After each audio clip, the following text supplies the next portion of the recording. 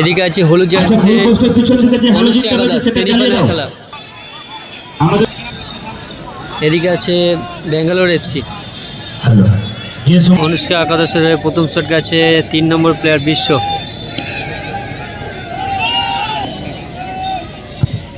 কোথায় মারলো, বাইরে। ব্যাঙ্গালোর এফসির হয়ে ফার্স্ট শট যাচ্ছে দেবা। হাই ভোল্টেজ ম্যাচ, প্রথম শট বাইরে মেরেছে অনুষ্কা একাদশের বিশ্ব